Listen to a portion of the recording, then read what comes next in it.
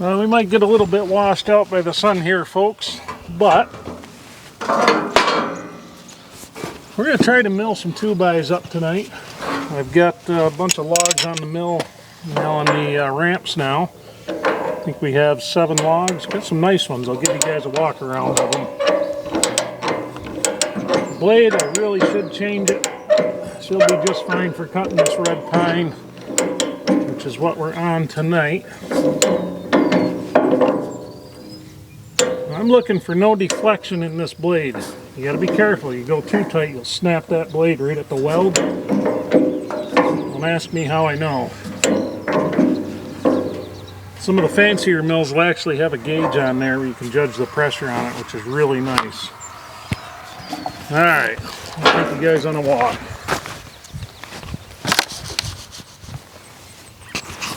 Alright, let's go down and see what we have. So this guy right here, we're going to make some 2x4s just for stuff in the barn.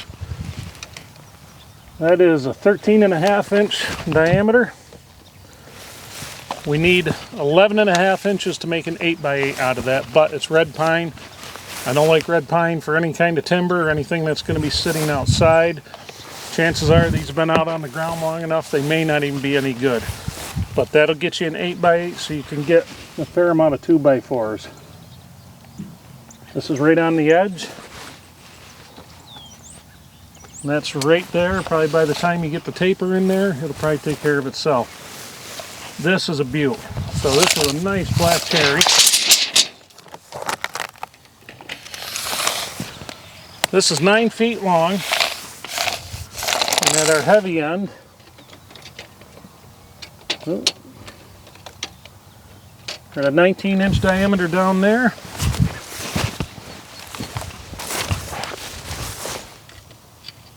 We're at a 17 down there, so that's not a bad taper. That's going to be gorgeous. That's my kitchen right there. That one we just milled up and some of the other stuff. All right, moving along right here. We have a blue spruce log. We got another bigger one down on the end here. Those are real knotty, stuff like that. So once we get them capped off, we'll see what we can get out of them. This is a white cedar log, and it is very rare to find them this big up here. You could find them, but a lot of times you got to go pretty deep in a swamp. This was somebody's tree in front of their house, so hopefully we don't have any yard art hiding in it. So at the wide point we're 21 inches. This way we're 15, but that's on the narrow end of the taper.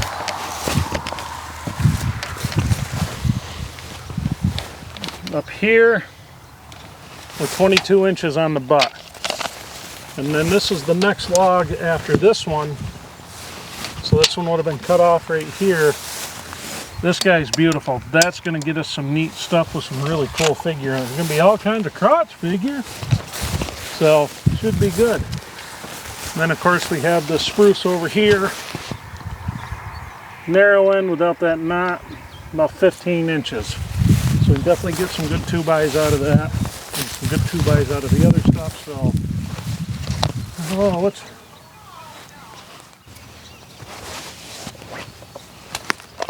Alright, so here we are. These are the wood boring grubs I keep talking about. Certain times of the year, if you let your logs sit too long, especially in the ground and with the bark on them, that's what you get. They are nasty little bastards, and they will eat logs up on you. It's nasty, but fortunately, looks like we caught these guys early enough to where they haven't started boring in yet, because usually the parents lay the eggs under the bark themselves, and then they start boring in after they hatch. Nasty little bastards.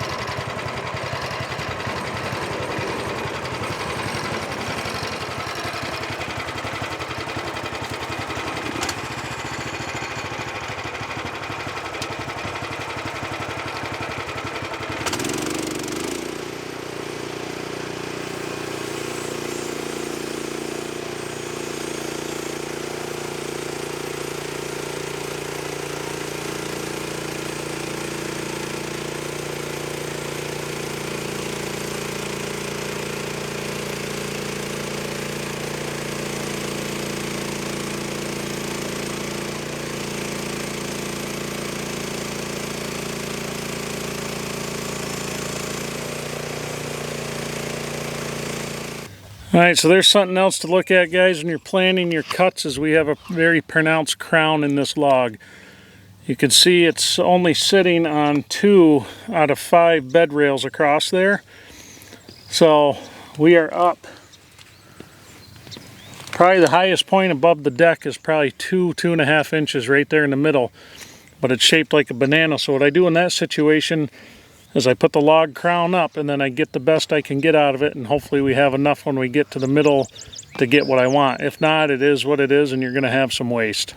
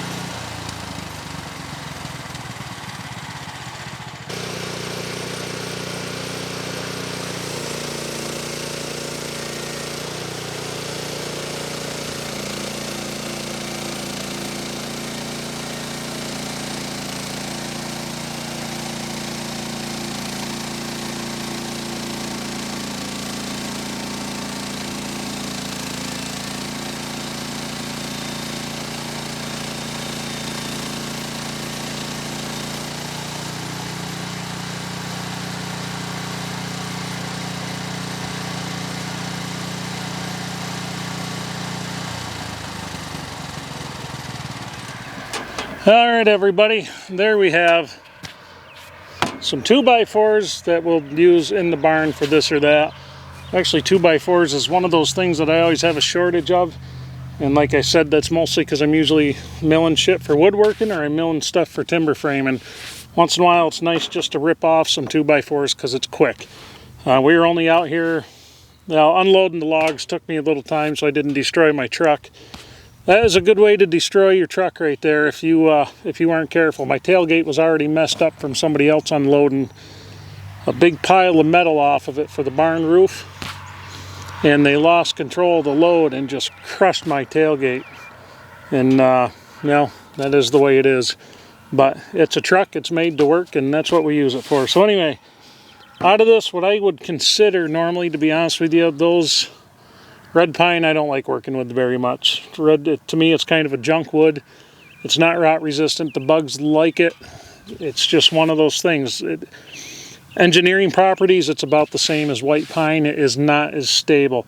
You could tell when we were milling this up. I don't know if you guys could tell or not, but I'm going to have 2 boards in here that are going to have just a little bit of taper on the width of them, the thickness part.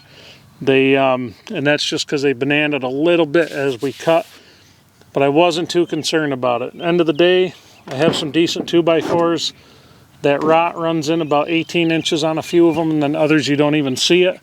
So that'll work. Now, I'll tell you something else with wood like this. It actually came out pretty square for not putting a square on it. When you're milling logs like this red pine, stuff like that, do not wait around to get it undercover and out of the sun. Get it stacked up, because this stuff right here, it's like ponderosa pine, it's like southern yellow pine, it's like any of that. Spruce does the same thing. You get a day of sun on this and you're going to have bananas. It's going to happen that fast. Even if I left these on the sawmill by noon tomorrow, these things would be useless to me because they'd be warped and twisted and shit so bad. So I still have the truck out here. I'm going to load them in the truck. I'm going to get them in the barn, get them stacked. But yeah, so there we have some more building material. The other log, we're going to turn it into 2x also. Then we have the black cherry log. We'll go from there. So anyway, thanks for watching, everybody. I hope you enjoyed it, and I'll see you on the next one.